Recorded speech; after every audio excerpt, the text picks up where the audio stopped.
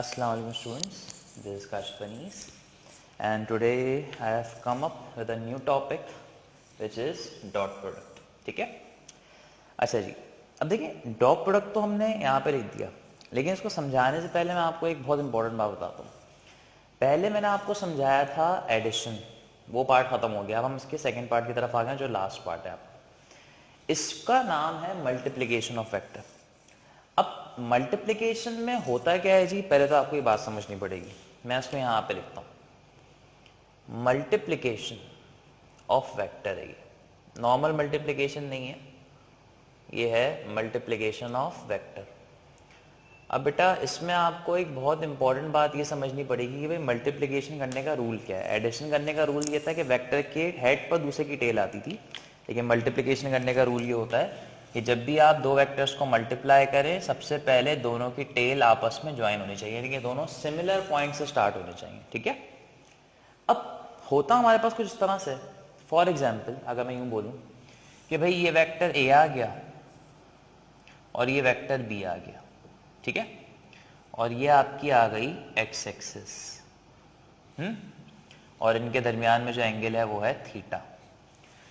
अगर मैं इस वेक्टर b को इसके कंपोनेंट्स में रिजॉल्व कर दूं तो बेटा मुझे एक बात समझ में आएगी कि ये कहलाएगा इस वेक्टर b का x कंपोनेंट और ये कहलाएगा इस वेक्टर b का y कंपोनेंट। क्लियर है?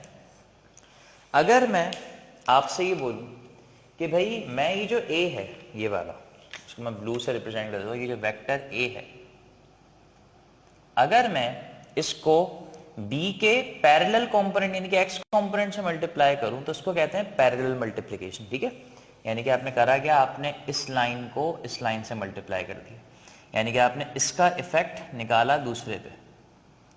अब इफेक्ट निकालने का मतलब क्या होता है कि पहले को बनाने में दूसरे का कितना कॉन्ट्रीब्यूशन है, या दूसरे को बनाने में पहले का कितना कॉन्ट्रीब्यूशन है, या दोनों मिलकर कितना ज्यादा जो है जगह कवर कर सकते हैं, कितना ज्यादा अपने आप को बढ़ा सकते हैं। ये होता है इफेक्ट निकालना। जैसे फॉर एग्जांपल मैं आपको एग्जांपल देता हूँ कि आपके पास दो नंबर्स हैं 3 into 4, आंसर आ जाएगा 12। अब 3 को 12 में कन्वर्ट करना है तो 3 पे 4 का इन्फ्लुएंस कितने टाइम्स है, 4 टाइम्स है, यानी कि आप 3 को 4 मरतबा ऐड कर दें तो वो 12 बन जाएगा। और 4 को 12 में कन्वर्ट करना है तो 4 पे 3 का इन्फ्लुएंस कितने टाइम्स है, 3 टाइम्स, यानी कि अगर आप 4 को 3 टाइम्स ऐड करें तो वो 12 बन जाएगा। ऐसा होगा? तो ये बेसिकली होता है इफेक्ट निकालना। उसको निकालने के लिए हम लोग करते क्या है कि हम बेसिकली यहाँ पर दोनों को बराबर बराबर रखते हैं और चेक करते हैं कि भी अगर दोनों को मल्टीप्लाई करें तो जो तीसरी चीज बनेगी उसमें दूसरे का इफेक्ट कितना शामिल होगा। ठीक बात है? तो ये वाला काम जो है यहाँ पे किया जाता है। लेकिन अगर आप इसी a को इस b y से मल्टीप्लाई करें तो जब आप इस a को इस b y से मल्टीप्लाई करेंगे तो आपके पास ना का परपेंडिकुलर कंपोनेंट आएगा, और परपेंडिकुलर कंपोनेंट को मल्टीप्लाई करने से आपको ये चीज मिलती है, इसका नाम होता है एरिया। तो ये बेसिकली दो तरह की मल्टीप्लीकेशन है जो हम यहाँ पर फॉलो करेंगे। ठीक है बेटा, तो आपको इन बातों का जो है ख्याल रखना पड़ेगा। खैर, ये तो एक सिमिलर सी बात थी, अब इसको जो है बारी बारी लेके चलते हैं। अब ये जो मैंने बात बताई ना कि पैरेलल मल्टीप्लिकेशन, परपेंडिकुलर मल्टीप्लिकेशन, इसको जरा दिमाग में रखिएगा। जब भी हम लोग डॉट प्रोडक्ट करते हैं बेटा, तो डॉट प्रोडक्ट का में दूसरा नाम जो होता है उसका नाम होता है स्केलर प्रोडक्ट। अब देखें सारी बातें यहाँ पे जो है इन्वॉल्व होती जाएंगी। डॉट प्रोडक्ट एक ऐसी मल्टीप्लिकेशन है जिसमें हम लोग पैरेलल मल्टीप्लिकेशन करते हैं। ठीक है, इसका मतलब यहां पर जितने भी वेक्टर्स होंगे उनके एक्स कंपोनेंट्स को आपस से मल्टीप्लाई किया जाएगा ताकि हम पहले का इफेक्ट दूसरे पे निकाल सकें, दूसरे का इफेक्ट पहले पे निकाल सकें। ठीक है, अब इफेक्ट निकालने का मतलब होता है कि हम प्रोजेक्शन गिराते हैं। क्या गिराते हैं? प्रोजेक्शन गिराते हैं। प्रोजेक्शन का मतलब कि दूसरे को बनाने में पहले का कितना कॉन्ट्रीब्यूशन है, पहले को बनाने में दूसरे का कितना कॉन्ट्रीब्यूशन है। आए जरा समझते हैं इस चीज को। अब डॉट प्रोडक्ट आपके पास बेटा एक ऐसी मल्टीप्लिकेशन है जिसमें डायरेक्शन पे कोई फर्क नहीं पड़ता, क्योंकि आपने कहा था ना पैरेलल है, तो पैरेलल में डायरेक्शन 0 होती है, तो इसका मतलब यहां पर डायरेक्शन में कोई इफेक्ट नहीं पड़ता। तो इसका मतलब यहां पर जब भी आप दो अलग अलग वेक्टर्स को डॉट करते हैं तो उनको डॉट करने के बाद आंसर जो आता है उसमें डायरेक्शन की सिग्निफिकेंस नहीं रहती, सिर्फ नंबर की सिग्निफिकेंस रहती है, और वो ऑटोमेटिकली बन जाता है क्या आपके पास, स्केलर। ठीक है, अब इसको लिखने का तरीका क्या होता है, इसका फॉर्मूला क्या होता है? इसका फॉर्मूला होता है जब भी दो वेक्टर्स आपस में डॉट होते हैं ऑटोमेटिकली जो आंसर आता है वो किसके बराबर होता है? ये है वेक्टर ए जो कि डॉट हुआ बी से, और जो आंसर है वो बराबर हो जाएगा ए का मैग्नीट्यूड इनटू बी का मैग्नीट्यूड। आपने बराबर वाली पैरेलल साइड पे निकाला, पैरेलल को सॉल्व करने का एक ही फंक्शन होता है, इसका नाम होता है कॉस थीटा। तो ये आपके पास वो फॉर्मूला है जो हम यूज करेंगे किसकी मल्टीप्लीकेशन के लिए? डॉट के लिए। ठीक है, अब मैं आपको मल्टीप्लीकेशन करके दिखा दूं कि भाई प्रोजेक्शन का मतलब असल में होता है क्या है। जब भी हम लोग बेटा डॉट प्रोडक्ट निकालते हैं, हमारा बेसिक मकसद होता है कि हम वेक्टर्स की आपस में क्या निकाल सकें? प्रोजेक्शन निकाल सकें। प्रोजेक्शन होता है साया, जिस तरह से आप लोगों ने वेक्टर की रेजोल्यूशन करी होती है ना, एक्स कॉम्पोनेंट और वाई कॉम्पोनेंट निकालते हैं, ये बिल्कुल वही चीज़ है जिस पर हमें काम करना होता है। खैर, तो उसको समझने के लिए मैं यहाँ पे दो वेक्टर्स बना देता हूँ और दोनों की टेल्स को आपस में ज्वाइन कर देता हूँ। ये आ गया वेक्टर ए और थोड़े से एंगल पर ये आ गया वेक्टर बी। ठीक है, और जो एंगल है वो हो गया थीटा।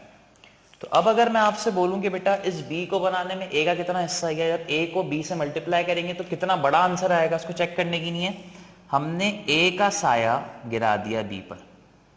अच्छा, साया हमेशा परपेंडिकुलर डायरेक्शन में गिरता, तो इतना साया इस बी को बनाने में यूज हो रहा है।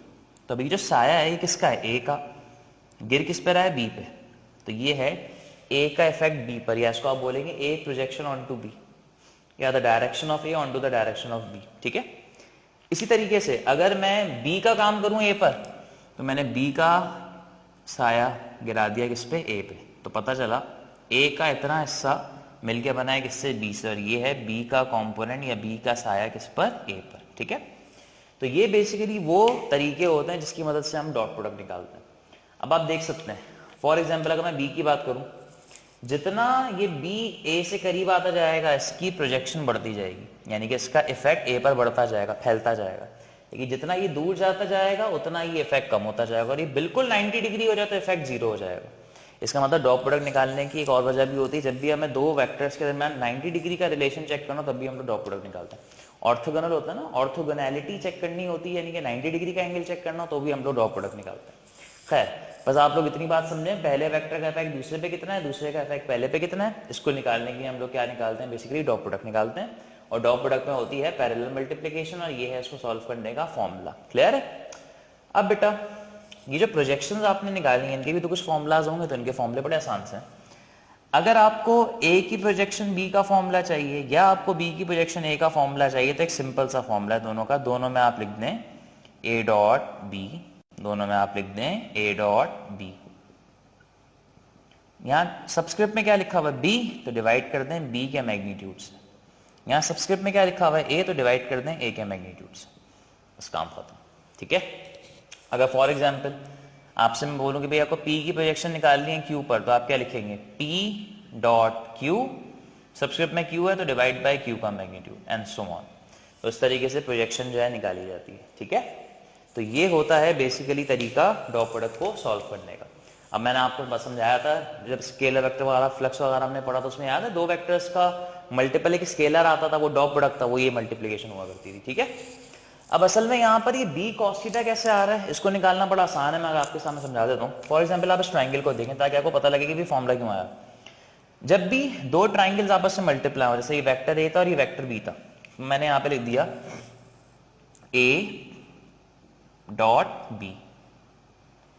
जब आपने ए का साया बी पे गिराया तो उसका मतलब आपने ए की एक पैरेलल कंपोनेंट निकाला है किस पे? बी पर। तो ये ए की प्रोजेक्शन बी पर तो है, लेकिन असल में ये होता है ए का एक्स कंपोनेंट। ठीक है, तो देखें ये एक्स कंपोनेंट मल्टीप्लाई हो रहा है किससे? बी से। तो ये और ये बिल्कुल सेम डायरेक्शन में है ना, तो मैं यूं लिख सकता हूं ए एक्स इंटू बी, और एक्स कंपोनेंट का फॉर्मूला होता है A cos theta into B. Arrange करके लिख दें तो ये बन जाएगा ए बी कॉस थीटा। तो जब भी बेटा हम बराबर वाले पे अपना इफेक्ट निकालते हैं, कंपोनेंट निकाल के उससे मल्टीप्लाई करते हैं, तो ऐसी मल्टीप्लिकेशन को डॉट या डॉट प्रोडक्ट कहते हैं या स्केलर प्रोडक्ट कहते हैं। ठीक है जी, तो इस तरीके से फॉर्मूलाज जो है बनते हैं यहाँ पे। तो बस ये मैंने डेरिवेशन जो है नहीं करवाई, बस ये डायरेक्टली मैंने आपको शॉर्ट ट्रिक बता दी कि भाई इस तरीके से आप फॉर्मूलाज जो है वो याद कर सकते हैं। ठीक है, अब डॉट प्रोडक्ट की एग्जाम्पल्स हैं आपके पास डॉट प्रोडक्ट की, बहुत आसान सी, जो हम लोग वर्क वगैरह में भी यूज, 7 वगैरह में भी यूज कर चुके हैं। डॉट प्रोडक्ट की एग्जाम्पल्स में बेटा सबसे इंपॉर्टेंट एग्जाम्पल है वर्क, जो कि होता है F डॉट डी, याद आया? पावर जो कि होता था F डॉट वी, फ्लक्स जो कि होता था E डॉट डेल्टा ए। तो ये सारी एग्जाम्पल जो है यहाँ पर इन्वॉल्व की जाती हैं, ठीक है जी। तो आप लोग इसे कॉपी करें पहले।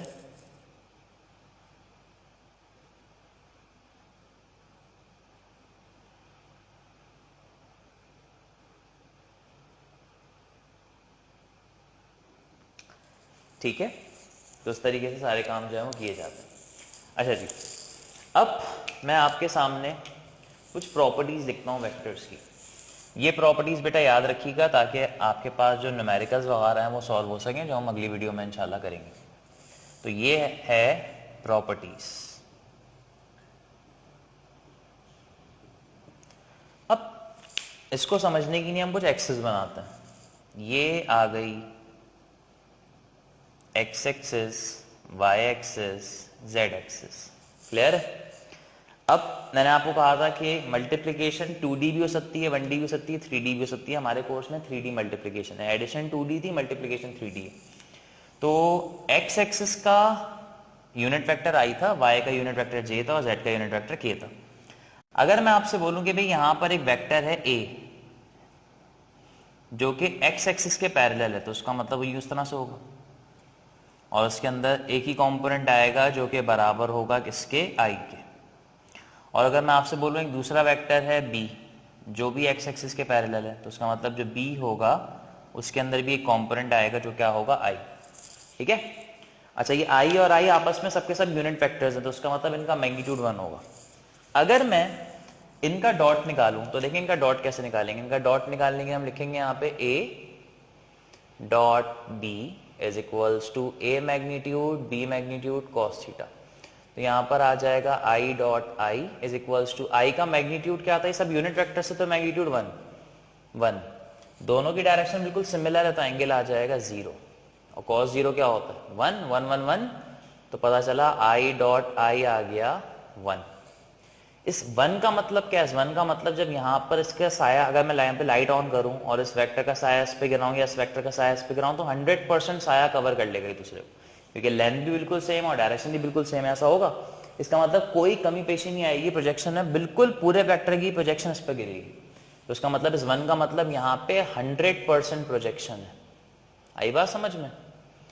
तो इसी तरह से अगर जे डॉट जे भी कहीं लिखा हो तो भी 1 होगा, इसी तरह से अगर के डॉट के भी लिखा हो तो भी 1 होगा। ये सबके सब पैरेलल है ना आपस में, और पैरेलल में तो डॉट प्रोडक्ट बहुत अच्छी तरीके से काम करता है। लेकिन अगर मैं यहां पर इस बी को यहां पे लाने के बजाय इस तरह से कर दूं यूं, तो अब इस बी के अंदर आई आएगा जे आएगा, तो अब यहां पे आ जाएगा जे। और अब अगर मैं इन वेक्टर्स का डॉट लूं तो भी बन जाएगा आई डॉट जे, आई का मैग्नीट्यूड भी 1, जे का मैग्नीट्यूड भी 1, और कॉस ऑटोमेटिकली एंगल कितना है 90, और कॉस 90 होता है 0। तो इसका मतलब आई डॉट जे आ गया 0। इसका मतलब यहाँ पर प्रोजेक्शन है ही नहीं, साया है ही नहीं। दीवार का साया जमीन पे नहीं गिरता, जमीन का साया दीवार पे नहीं गिरता। अगर आप परपेंडिकुलर डायरेक्शन से देख रहे हैं तो इसका मतलब यहाँ पे है 0% प्रोजेक्शन। आई बात समझ में? तो इसका मतलब आप आई डॉट जे करें, जे डॉट के करें, के डॉट आई करें, इन सबके आंसर आपको 0 मिलेंगे, ये याद रखें। तो सिमिलर वेक्टर्स का डॉट 1 आंसर देगा, लेकिन दूसरे वेक्टर्स का डॉट 0 आंसर देगा, क्योंकि हम लोग प्रोजेक्शन निकालते हैं, प्रोजेक्शन परपेंडिकुलर साइड पर नहीं निकलती है, हमेशा पैरेलल साइड पर निकलती है। तो ये है बेटा पूरा ओवरव्यू इस मल्टीप्लिकेशन के हवाले से, जिसे हम लोग कहते हैं डॉट प्रोडक्ट। ठीक है जी। अब फॉर एग्जाम्पल अगर मैं आपको किसी दो वेक्टर्स का डॉट निकाल के दिखा दूं कि मेरे पास एक वेक्टर आ गया 2i प्लस 3j प्लस के, और जो दूसरा वेक्टर है वो लेट सपोज आ गया, क्या कह सकते हैं, i minus J minus plus 2k। अगर आपसे मैं बोलूं बेटा इनका डॉट निकालें, तो देखें इनका डॉट निकालना कितना आसान है। हमें पता है कि सिमिलर को सिमिलर से मल्टीप्लाई करने पर आंसर बचता है, वरना आंसर 0 हो जाता है। तो आपको सिर्फ क्या करना है, पैरेलल मल्टीप्लिकेशन करनी है। आई को आई से मल्टीप्लाई, जे को जे से मल्टीप्लाई, के को के से मल्टीप्लाई। आई डॉट आई तो 1 हो गया, छोड़ दें, बस कोफिशिएंट्स मल्टीप्लाई करा है। 2 1 जा 2, प्लस माइनस माइनस, 3 1 जा 3, प्लस प्लस प्लस, 1 2 जा 2। क्या बना 4 - 3, आंसर क्या आ गया? आंसर आ गया 1। इसका मतलब मिलाकर ये अपना जो प्रोजेक्शन बनाएंगे वो क्या होगी? 1 होगी। ठीक है, तो इसका मतलब इसका इफेक्ट इस पर भी 1 टाइम्स और इसका इफेक्ट इस पर भी कितने टाइम्स है? 1 टाइम्स है। तो ये निकालने का तरीका होता है। अब कोई मुझसे कह सकता है कि सर आप मैग्नीट्यूड निकाल के भी तो दिखाएं। तो देखिए मैग्नीट्यूड निकालने की नहीं, आपको एक थोड़ी सी लॉजिक यूज करनी पड़ेगी अगर आप इसका मैग्नीट्यूड निकालना चाहते हैं। आई का जो वेक्टर है वो परपेंडिकुलर है जे के, और जे का वेक्टर परपेंडिकुलर है के के, और के का वेक्टर परपेंडिकुलर है आई के। इसका मतलब ये तीनों आपस में इस तरह से 90 डिग्री पर, और 90 डिग्री पे कौन सा थ्योरम अप्लाई होता था? Pythagoras theorem. तो निकालने का तरीका ही होता है, जब भी आपको किसी वेक्टर का मैग्नीट्यूड निकालना है जो परपेंडिकुलर है इसके सारे कंपोनेंट, तो उसके सारे कोफिशिएंट्स को लिखें, ऐड कर दें, और ऐड करने से पहले हर किसी पे स्क्वायरिंग कर दें, काम खत्म। 2 का स्क्वायर 4, 3 का स्क्वायर 9, 1 का स्क्वायर 1, 10, 14। आंसर कितना आ गया? 14। दोबारा करते हैं, बी के नहीं कर लेते हैं। क्या करना है? सबके कोफिशिएंट्स को लिखें प्लस करके, 1 प्लस -1 प्लस 2 स्क्वायर कर दें। तो बेटा 1 का कॉम्पोनेंट 1 प्लस -1 पे इवन पावर है तो ये भी 1 है, और 2 का स्क्वायर 4, 4, 5, 6, और ये बन जाएगा √6। तो इस तरीके से आपको मैग्नीट्यूड भी निकालना आ जाएगा और वेक्टर्स की मल्टीप्लिकेशन भी आ जाएगी। ठीक है बेटा, तो this is all for this video. अब इंशाल्लाह नेक्स्ट वीडियो में जी हम सॉल्व करेंगे डॉट प्रोडक्ट के न्यूमेरिकल्स, और फिर उसको आगे लेके चलेंगे इंशाल्लाह। Thank you.